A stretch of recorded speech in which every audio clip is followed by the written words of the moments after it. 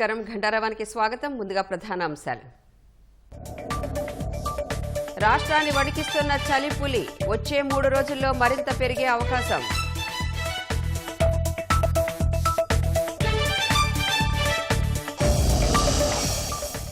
పట్టాలెక్కనున్న గోదావరి జిల్లాల water grid project నేడు పెరవలిలో పవన్ చేతుల మీదుగా భూమి పూజ.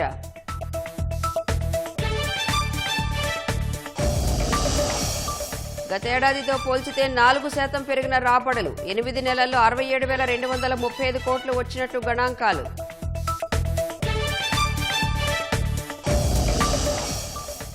తమిళనాట 97 లక్షలు, గుజరాత్లో 73 లక్షలు. ఎస్ఐఆర్లో తొలగించిన ఓట్ల లెక్కలు ప్రకటించిన ఈసీ.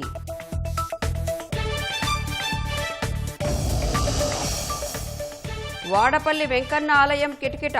ధనుర్మాసం మొదటి శనివారాన భక్తుల రద్దీ.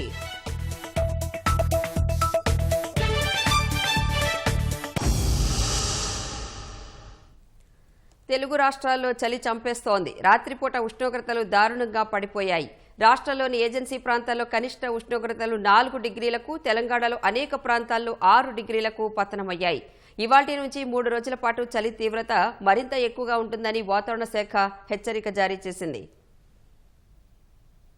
తెలుగు రాష్ట్రాలు చలితో గజగజ వణుకుతున్నాయి. ఆంధ్రప్రదేశ్లోని ఏజెన్సీతో పాటు మైదాన ప్రాంతాల్లో రాత్రి ఉష్ణోగ్రతలు పడిపోతున్నాయి. గురువారం రాత్రి అల్లూరి సీతారామరాజు జిల్లా డుంబ్రిగూడలో అత్యల్పంగా 4.4 డిగ్రీల కనిష్ట ఉష్ణోగ్రత నమోదైంది. అదే జిల్లాలోని ముంచంగిపుట్టులో 4.6, జీ మాడుగులలో 4.7, అరకులో 4.9 డిగ్రీల ఉష్ణోగ్రతలు నమోదయ్యాయి. అల్లూరి సీతారామరాజు, పార్వతీపురం మన్యం, శ్రీ సత్యసాయి, కర్నూలు, అనంతపురం, అన్నమయ్య, ప్రకాశం, చిత్తూరు జిల్లాల్లో కనిష్ట ఉష్ణోగ్రతలు 12 డిగ్రీల లోపే ఉన్నట్లు వాతావరణ శాఖ పేర్కొంది.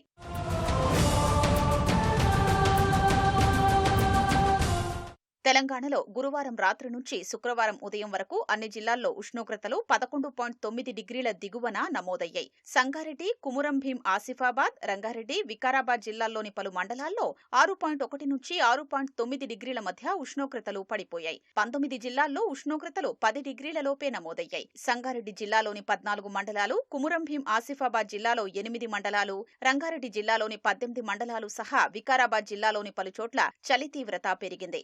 ఇవాళ, రేపు, ఎల్లుండి చలి తీవ్రత మరింత ఎక్కువగా ఉంటుందని వాతావరణ శాఖ హెచ్చరించింది. స్వర్ణాంధ్ర స్వచ్ఛాంధ్ర కార్యక్రమంలో భాగంగా ముఖ్యమంత్రి చంద్రబాబు ఇవాళ అనకాపల్లి జిల్లాలో పర్యటిస్తారు. తాళ్లపాలెంలోని బిఆర్ అంబేద్కర్ బాలికల పాఠశాల విద్యార్థులతో మాటామంతి నిర్వహిస్తారు. స్వర్ణాంధ్ర స్వచ్ఛాంధ్ర కార్యక్రమంలో పాల్గొన్న తర్వాత ప్రజల నుంచి వినతులు స్వీకరిస్తారు. అనంతరం పార్టీ నాయకులు, కార్యకర్తలతో సమావేశమవుతారు. సాయంత్రం అనకాపల్లిలో వాజ్పేయి విగ్రహాన్ని ఆవిష్కరిస్తారు. సీఎం పర్యటన నేపథ్యంలో అధికారులు బందోబస్తు ఏర్పాటు చేశారు.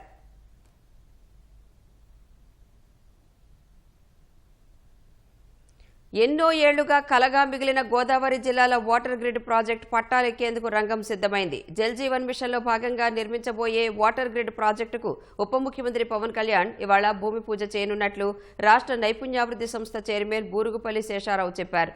తూర్పుగోదావరి జిల్లా పెరవలిలో పవన్ పర్యటన ఏర్పాట్లను ఆయన సమీక్షించారు. సభాస్థలితో పాటు హెలీప్యాడ్ పరిసరాలను పరిశీలించారు. ఇప్పటికే ఈ పథకానికి అమరజీవి జలధార అని పేరు ఖరారు చేసినట్లు ఉప ముఖ్యమంత్రి పవన్ కళ్యాణ్ వెల్లడించారు.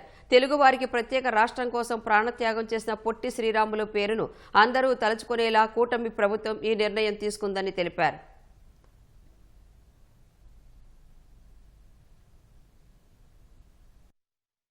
గోదావరి జలాల్ని మనం చక్కగా నదీ పరివాహక ప్రాంతంలో ఉన్నటువంటి గ్రామాలన్నిటికీ ఇస్తే బాగుంటుంది.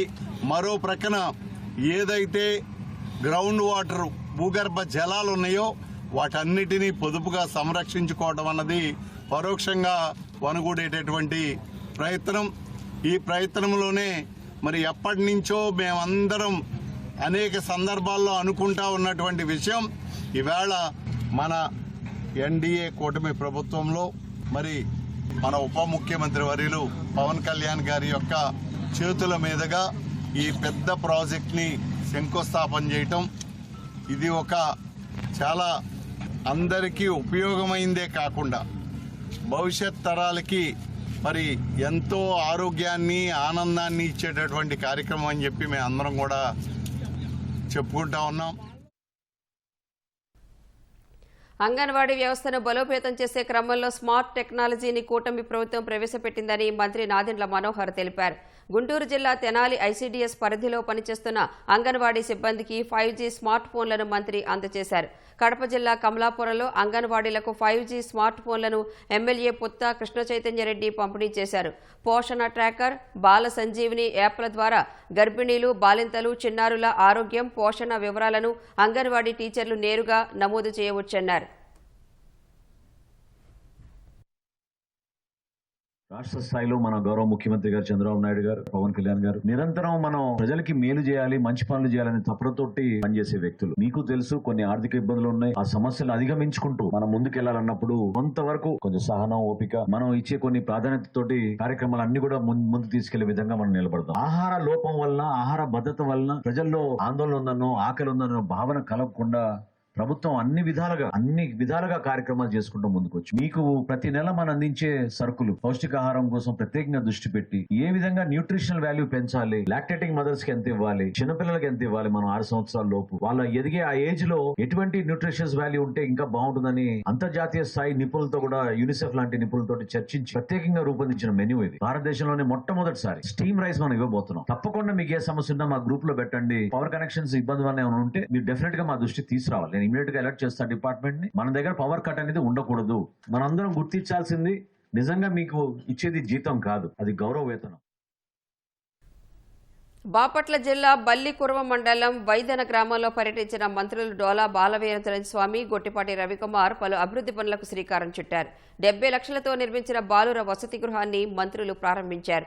అనంతరం ఉన్నత పాఠశాలలో 199 మంది విద్యార్థులకు దాతల సహకారంతో ఉచిత సైకిళ్లు అందించారు. 20 లక్షలతో నిర్మించిన ముస్లిం షాదీఖానాన్ని ప్రారంభించారు. ప్రతి విద్యార్థి బాగా చదువుకుని ఉన్నత శిఖరాలను అందుకోవాలని మంత్రులు ఆకాంక్షించారు. రేపు జరగనున్న పల్స్ పోలియో కార్యక్రమాన్ని సద్వినియోగం చేసుకోవాలని కర్నూలు జిల్లా వైద్య ఆరోగ్య అధికారి డాక్టర్ భాస్కర్ కోరారు.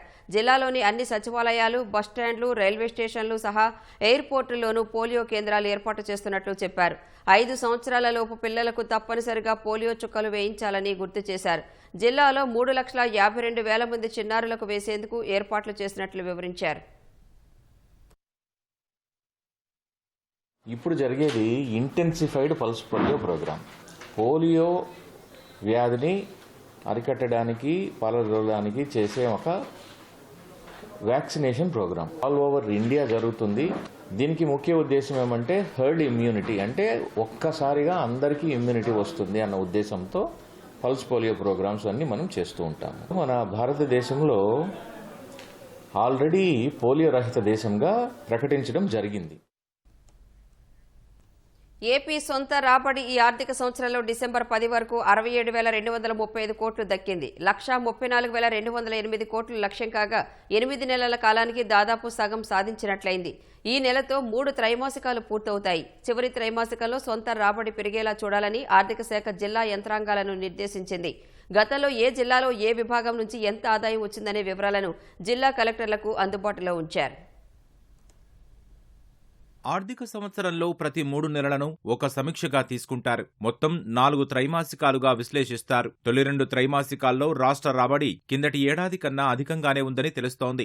నవంబర్లో జీఎస్టీ 2.0 ప్రభావం కొంతమేర పడి ఆ వసూళ్లలో 2% మేర తగ్గుదల కనిపించింది. డిసెంబర్ ప్రారంభం వరకు ఉన్న లెక్కల ప్రకారం గనులు, భూగర్భ వనరులు మినహా అన్ని శాఖల నుంచి రాబడి ఆశించినట్లుగా ఉందని విశ్లేషించారు. రాష్ట్రంలో రిజిస్ట్రేషన్ల ఆదాయం ఆశించిన దానికన్నా ఎక్కువ ఉంది. నవంబర్ నెలాఖరు వరకు అందుబాటులో ఉన్న గణాంకాల ప్రకారం లక్ష్యంతో పోలిస్తే 110% మేర రాబడులు సాధ్యమయ్యాయి. ఈ ఆర్థిక సంవత్సరంలో రాష్ట్ర సొంత రాబడి లక్ష్యంగా 134,208 కోట్లుగా నిర్దేశించుకున్నారు. ప్రస్తుతం 67,235 కోట్లు సాధించారు. ఇంకా 66,973 కోట్లు రావాల్సి ఉంది. 2024-25 డిసెంబర్ 10 వరకు 64,688 కోట్లు వచ్చింది. కిందటి ఏడాదితో పోలిస్తే 4% అదనంగా ప్రస్తుతం రాబడి నమోదైంది. రిజిస్ట్రేషన్ విశ్లేషణల రాబడి లక్ష్యం కన్నా అధికంగా ఉంది. ఈ ఆర్థిక సంవత్సరంలో ఏప్రిల్ నుంచి నవంబర్ నెలాఖరు వరకు 6,508.16 కోట్లు లక్ష్యం కాగా 7,194.33 కోట్లు సాధించింది. కిందటి ఏడాది ఇదే సమయానికి అది 5,465.79 కోట్లు మాత్రమే. మొత్తంగా 31.62% ఆదాయం కిందటి ఏడాది కన్నా అధికంగా లభించింది. రవాణా రంగంలో నవంబర్ నెలాఖరు వరకు 3,197.61 కోట్ల రాబడి దక్కింది. కిందటి ఏడాది ఇదే సమయానికి 3,060.49 కోట్లే. అదనంగా 4.48% మేర సాధించారు. అటవీ శాఖ నుంచి అధిక ఆదాయం ఆశించినా వచ్చింది స్వల్పమే. 400 కోట్లు ఈ ఆర్థిక సంవత్సరంలో లక్ష్యం కాగా కేవలం 38.628 కోట్లు మాత్రమే దక్కింది. ఎర్రచందనం వేలం ద్వారా పెద్ద మొత్తంలో ఆదాయం ఆశించినా అందుకు వీలు చిక్కలేదు. వ్యవస్థీకృత నేరాలకు పాల్పడే రౌడీలపై ప్రభుత్వం ఉక్కుపాదం మోపుతోంది. తరచూ నేరాలు చేస్తున్న వారిపై పీడీ యాక్ట్ ప్రయోగిస్తుంది. ఇప్పటి వరకు రాష్ట్ర వ్యాప్తంగా 220 రౌడీ షీటర్లపై పీడీ యాక్ట్ను అమలు చేశారు. ఈ యాక్ట్ అమలు చేస్తే ఏడాది పాటు జైల్లో ఉండాల్సిందే. బెయిల్ ఇచ్చేందుకు అవకాశం ఉండదు. ఎన్ని కేసులు నమోదు చేసినా, ఎన్నిసార్లు అరెస్టు చేసినా తీరు మార్చుకోకుండా పదే పదే నేరాలకు పాల్పడుతున్న కరుడుగట్టిన రౌడీ షీటర్లపై రాష్ట్ర ప్రభుత్వం పీడీ చట్టం ప్రయోగిస్తోంది. ఏదైనా కేసులో అరెస్టు చేసినా కొన్ని రోజులకే బెయిల్పై బయటకు వచ్చేసి పేట్రేగిపోతున్న రౌడీలను ఏడాది పాటు ముందుగానే నిర్బంధించేందుకు వీలుగా ఈ చట్టాన్ని వాడుతోంది. కూటమి ప్రభుత్వం అధికారంలోకి వచ్చినప్పటి నుంచి ఇప్పటి వరకు సుమారు 220 మంది రౌడీ షీటర్లపై పీడీ చట్టాన్ని ప్రయోగించారు. అందులో ఈ ఒక్క సంవత్సరమే 153 మంది రౌడీలపైన వాడారు. అసాంఘిక కార్యకలాపాలు, దాడులు, హత్యలు, దోపిడీలు, బెదిరింపులు, గంజాయి స్మగ్లింగ్ వంటి తీవ్ర నేరాలకు పాల్పడుతున్న వారిపైన ఈ చట్టం కింద చర్యలు తీసుకుంటున్నారు. వైసీపీ హయాంలో నేర నియంత్రణ, శాంతి భద్రతల పరిరక్షణను గాలికి వదిలేయడంతో రాష్ట్రంలో రౌడీ షీటర్లు పేట్రేగిపోయారు. అప్పట్లో వారికి రాజకీయ అండదండలు కూడా లభించడంతో అరాచకాలకు తెగబడ్డారు. వారి నేర సామ్రాజ్యాలను విస్తరించుకొని ఇప్పటికీ తీవ్ర నేరాలకు పాల్పడుతూనే ఉన్నారు. నెల్లూరు జిల్లాకు చెందిన లేడీ డాన్ నిడిగుంట అరుణ వంటి వారు అందుకు ఓ ఉదాహరణ. ఈ నేపథ్యంలో అలాంటి వారిపై ప్రభుత్వం పీడీ చట్టం ప్రయోగిస్తోంది.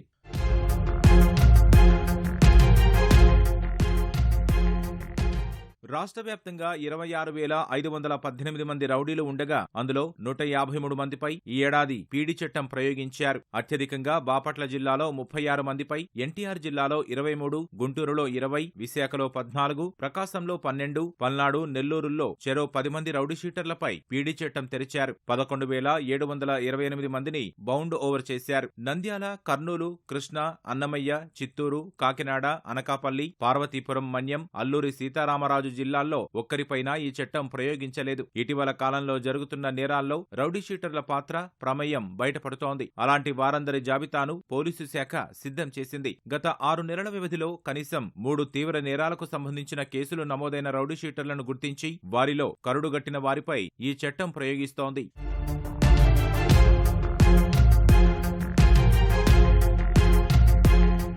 Andhra Pradesh prevention and dangerous activities చట్టం 1986 ప్రకారం నాటుసారా, అక్రమ మద్యం, మాదక ద్రవ్యాల తయారీ, సరఫరా, రవాణా, ఎగుమతి, దిగుమతి చేసేవారు, విక్రయదారులు, బందిపోటు దొంగతనాలకు పాల్పడే ముఠాలు, మానవ అక్రమ రవాణాదారులు, భూ కబ్జాదారులు, ఇతర వ్యవస్థీకృత తీవ్ర నేరాలకు పాల్పడే వారిని ముందస్తుగా నిర్బంధించేందుకు అవకాశముంది. ఆయా జిల్లాల ఎస్పీల సిఫార్సుల మేరకు కలెక్టర్లు పీడీ యాక్ట్ తెరుస్తూ ఆదేశాలిస్తున్నారు. ఎన్టీఆర్, విశాఖపట్నం కమిషనరేట్ల పరిధిలో పోలీసు కమిషనర్లే ఆదేశాలు జారీ చేస్తున్నారు. వాటికి ఆమోదం తెలుపుతూ రాష్ట్ర ప్రభుత్వం ఉత్తర్వులిస్తోంది. ఎవరిపైనైనా సరే ఈ చట్టాన్ని ప్రయోగిస్తే వారు గరిష్టంగా ఏడాది పాటు జైల్లో ఉండాల్సిందే. బెయిల్కు అవకాశం ఉండదు. కొందరు రౌడీ షీటర్లు తీవ్ర నేరాలకు పాల్పడుతున్నప్పటికీ వారి కేసుల విచారణ సుదీర్ఘ కాలం కొనసాగుతుండటంతో సమస్యాత్మకంగా మారుతున్నారు. అందుకే వారిని ముందస్తు నిర్బంధంలో ఉంచేందుకు వీలుగా పీడీ చట్టం ప్రయోగిస్తున్నారు. రాష్ట్రంలోని ప్రతి రౌడీ షీటర్ కదలికలపై నిఘా పెట్టామని డీజీపీ హరీష్ కుమార్ గుప్తా తెలిపారు. వారు తీరు మార్చుకోకపోతే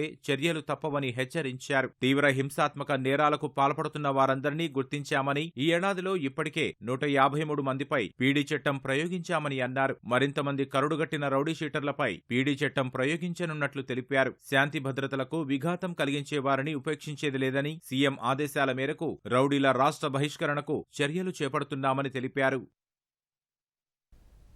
అన్నమయ్య జిల్లా రైల్వే కోడూరులో 7 స్మగ్లర్లను డైరెక్టరేట్ ఆఫ్ రెవెన్యూ ఇంటెలిజెన్స్ అధికారులు అదుపులోకి తీసుకున్నారు.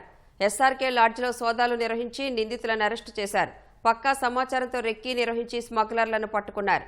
బంగారు నగలు, అటవీ జంతువులను విక్రయిస్తున్నారని ప్రాథమిక దర్యాప్తులో తెలిసిందని అధికారులు వెల్లడించారు.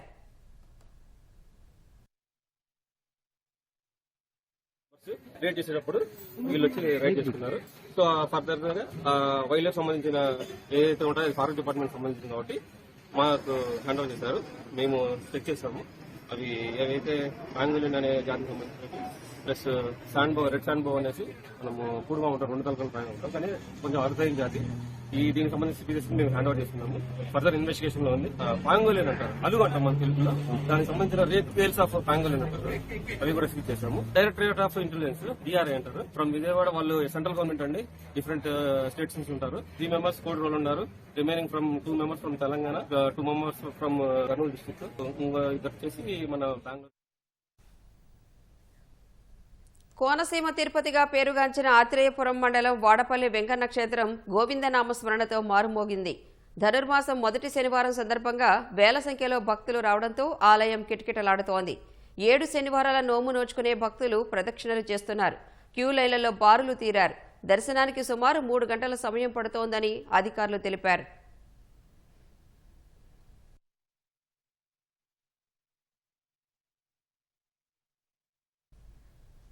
తమిళనాడు, గుజరాత్లలో నిర్వహిస్తున్న ఓటరు జాబితా ప్రత్యేక సమగ్ర సవరణ SIR కసరత్తులో భాగంగా కేంద్ర ఎన్నికల సంఘం EC ఆయా ప్రాంతాలకు సంబంధించిన ముసాయిదా ఓటరు జాబితాలను విడుదల చేసింది. తమిళనాడుకు సంబంధించి తొలి విడత ప్రక్రియలో గత జాబితాతో పోలిస్తే 97 లక్షల ఓటర్ల పేర్లను తొలగించింది. SIR ప్రక్రియ చేపట్టడానికి ముందు తమిళనాడులో 6.41 కోట్ల ఓటర్లు ఉండగా ప్రస్తుత జాబితాలో 5.43 కోట్ల మంది మాత్రమే ఉన్నారు. తొలగించిన వారిలో 27 లక్షల మంది మృతి చెందగా 66 లక్షల మంది ఇతర రాష్ట్రాల్లో స్థిరపడ్డారని, మరో 3.4 లక్షల మంది డూప్లికేట్ ఓటర్లు ఉన్నట్లు EC పేర్కొంది. ఓటు హక్కు కోల్పోయిన వారు జనవరి 18లోగా అభ్యంతరాలు తెలిపేందుకు EC అవకాశం కల్పించింది. మరోవైపు గుజరాత్లో మొత్తం 73.73 లక్షల ఓట్లను తొలగించినట్లు పేర్కొంది. గుజరాత్లో మొత్తం 5.08 కోట్ల మంది ఓటర్లకు గాను ముసాయిదా జాబితాలో 4.34 కోట్ల మంది మాత్రమే ఉన్నారు. తొలగించిన వారిలో 18 లక్షల మంది మృతి చెందగా 40 లక్షల మంది ఇతర రాష్ట్రాల్లో స్థిరపడ్డారని, 3.81 లక్షల మందికి 1 కంటే ఎక్కువ చోట్ల ఓటు హక్కు ఉందని EC వెల్లడించింది. అభ్యంతరాలు తెలిపేందుకు జనవరి 18 వరకు అవకాశం కల్పించింది.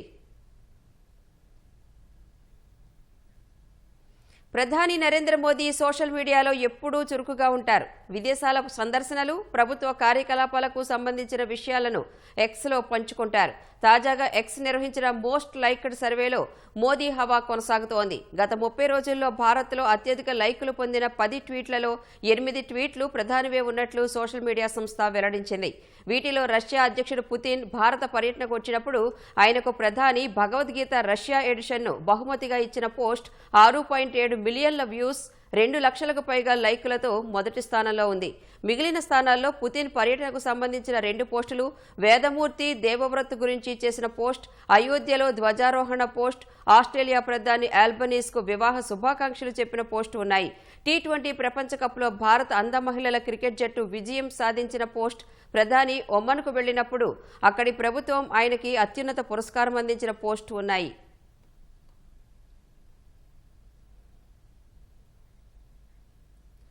కేంద్ర ఆర్థిక మంత్రి నిర్మలా సీతారామన్ వచ్చే వార్షిక బడ్జెట్ను ఆదివారం ప్రవేశపెట్టనున్నట్లు తెలుస్తోంది. కేంద్ర ప్రభుత్వం 2017 నుంచి ఫిబ్రవరి 1న ఆర్థిక పద్దు ప్రవేశపెడుతోంది. వచ్చే ఏడాది ఆ ఆనవాయితీ కొనసాగించాలనుకుంటే ఆ రోజు ఆదివారం అవుతుంది.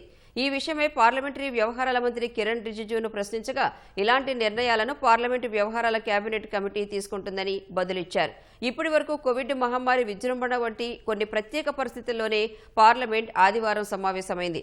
2017కు ముందు ప్రతి ఏటా ఫిబ్రవరి చివరి రోజున బడ్జెట్ను ప్రవేశపెట్టేవారు.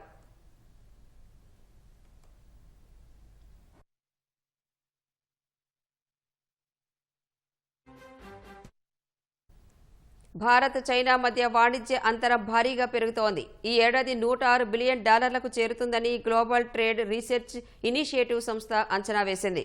భారత్ నుంచి ఎగుమతులు తగ్గడం, చైనా నుంచి దిగుమతులు పెరగడం వల్లే ఈ పరిస్థితి తలెత్తిందని GTRI వెల్లడించింది. ఈ విషయాన్ని అంగీకరించిన కేంద్ర ప్రభుత్వం వాణిజ్య లోటును తగ్గించేందుకు చర్యలు చేపట్టినట్లు ప్రకటించింది.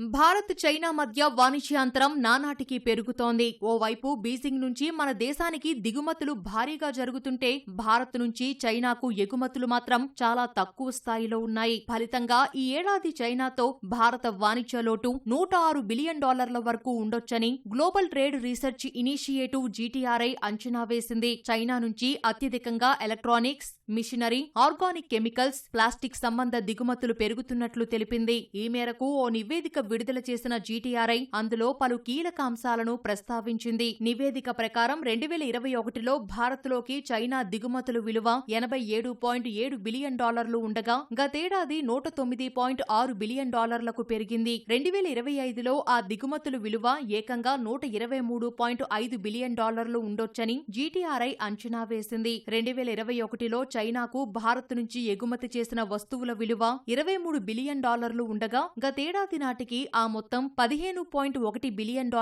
పడిపోయింది. 2025లో ఎగుమతుల విలువ స్వల్పంగా పెరిగి $17.5 బిలియన్ చేరొచ్చని GTRI అంచనా వేసింది. అయితే గతంతో పోలిస్తే ఈ విలువ చాలా తక్కువే ఉంది. ఎగుమతులు తగ్గుతుండటంతో చైనాతో భారత్కు వాణిజ్య లోటు భారీగా ఉంటోంది. 2021లో వాణిజ్య అంతరం $64.7 బిలియన్ ఉంటే గతేడాది $94.5 బిలియన్ పెరిగింది. ఈ ఏడాది వాణిజ్య లోటు $106 బిలియన్ చేరుతుందని అంచనా వేస్తున్నారు. ఈ ఏడాది జనవరి, అక్టోబర్ మధ్య చైనా నుంచి అత్యధికంగా ఎలక్ట్రానిక్స్ సంబంధిత పరికరాలు, ఉపకరణాలు దిగుమతయ్యాయి. వీటి విలువ $38 బిలియన్ పైనే ఉంది. ఇందులో mobile phone components $8.6 billion, integrated circuits $6.2 billion, ల్యాప్టాప్లు $4.5 బిలియన్, మిగతావి సోలార్ సెల్స్, లిథియం అయాన్ బ్యాటరీలు ఉన్నాయి. నవంబర్లో చైనాకు $2.2 బిలియన్ వస్తువులు భారత్ నుంచి ఎగుమతయ్యాయి. ఏప్రిల్, నవంబర్ మధ్య మొత్తం ఎగుమతుల విలువ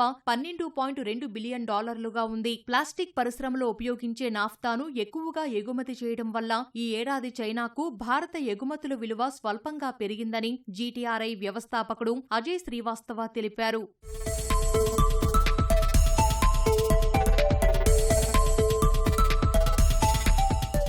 భారత్ చైనా మధ్య వాణిజ్య లోటు పెరగడానికి గల కారణాలను కేంద్ర ప్రభుత్వం ఇటీవల లోక్సభకు వివరించింది. మనం చైనా నుంచి ఎక్కువగా ముడి పదార్థాలను దిగుమతి చేసుకుంటున్నట్లు తెలిపింది. Auto components, electronics, mobile phone విడిభాగాలు, మిషనరీ, వాటి విడిభాగాలు, ఫార్మాస్యూటికల్స్ ముడిసరుకు దిగుమతి చేసుకోవడం వల్లే వాణిజ్యాంతరం ఎక్కువగా ఉందని కేంద్ర వాణిజ్య, పరిశ్రమల శాఖ సహాయ మంత్రి జితిన్ ప్రసాద ఈ నెల 16న లోక్సభకు ఇచ్చిన లిఖితపూర్వక సమాధానంలో పేర్కొన్నారు. అయితే వాణిజ్య లోటు తగ్గించేందుకు అనుసరించాల్సిన వ్యూహాలను ఖరారు చేసేందుకు ఇంటర్ మినిస్టీరియల్ కమిటీని ఏర్పాటు చేసినట్లు వెల్లడించారు. ఎడారి దేశం యునైటెడ్ అరబ్ ఎమిరేట్స్లోని అనేక ప్రాంతాల్లో భారీ వర్షాలు దంచికొట్టాయి. జోరు వానల ధాటికి అబుదాబి, దుబాయ్ సహా అనేక నగరాల్లో కొన్ని గంటల పాటు జనజీవనం స్తంభించింది. అనేక చోట్ల రోడ్లు జలమయమయ్యాయి. ట్రాఫిక్కు తీవ్ర అంతరాయం కలగడంతో పాటు నిన్న పలు విమాన సర్వీసులు ఆలస్యమయ్యాయి. అబుదాబి, దుబాయ్లో కురిసిన భారీ వర్షానికి అనేక లోతట్టు ప్రాంతాలు చెరువులను తలపించాయి. ఈ క్రమంలో అక్కడి ప్రభుత్వ ఉద్యోగులను ఇంటి నుంచే పనిచేయాలని ఆదేశించింది. బీచ్లు, పార్కులు, పర్యాటక ప్రదేశాలను తాత్కాలికంగా మూసివేసింది. ప్రజలు ఇళ్లలోనే ఉండాలని, అత్యవసరమైతే తప్ప బయటకు రావద్దని UAE ప్రభుత్వం సూచించింది. దోహా, ఖతార్లోనూ భారీ వర్షాలతో ప్రజలు ఉక్కిరిబిక్కిరయ్యారు. తగిన డ్రైనేజీ వ్యవస్థ, అండర్పాస్ నిర్మాణాలు లేకపోవడమే ఆకస్మిక వరదలకు కారణమని తెలుస్తోంది. వరదల నేపథ్యంలో అప్రమత్తమైన మున్సిపల్ సిబ్బంది ప్రత్యేక బృందాలతో సహాయక చర్యలు చేపట్టారు.